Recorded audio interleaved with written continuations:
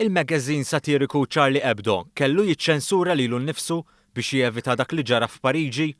L-opinjonista Carmen Sammut temmen li dan ma setax isir għax ir-rivista kisbet fama grazzi għan-natura tal-pubblikazzjonijiet. Hija pubblikazzjoni irreverenti illi tnigges lil kulħadd mingħajr ma toqgħod ħares lejn l-uċuħ. Jiġifieri qabdet mhux biss mal-Iżlam imma mal-Kattoliċiżmu, mal-reliġjonijiet, ma' figuri pubbliċi, ma' personalitajiet internazzjonali.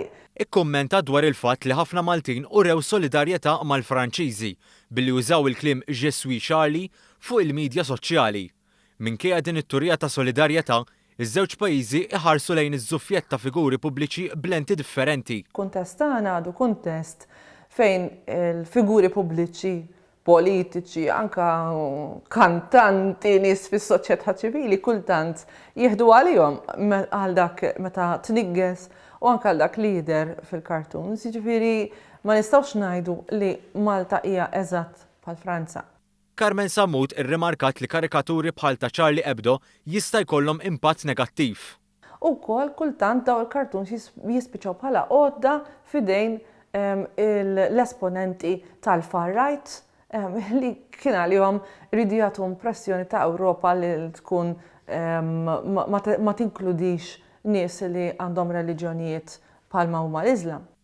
Messaġġ li qed iwassal għal iktar mibeta kontra l-Iżlam, iktar diviżjoni u iktar nies qed jersqu lejn partiti populisti bħal Front Nazzjonali fi Franza, il-Partit tal-Libertà fl-Olanda u l-Golden Dawn fil-Greċja.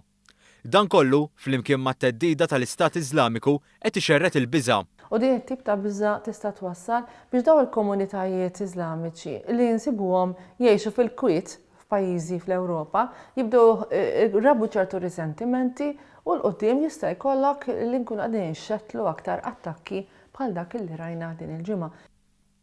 Ir-referi tad-dimostrazzjoni tal-ħadd f'Pariġi bis-sem ta' diversi mexxejja tal-pajjiżi fosthom il-Prim Ministru Malti. Huma kontra dan l-att kriminali ma mhumiex kontra il-komunità Iżlamika fiħdan il-pajjiżi Ewropej. Qalet ukoll li t-terrorizmu ħafna drabin qiegħda bir-reliġjon, iżda ma jistax jintesa' l-fatt li hawn ħafna Iżlamiċi li ma jħaddnux dan it-tip ta' terrur.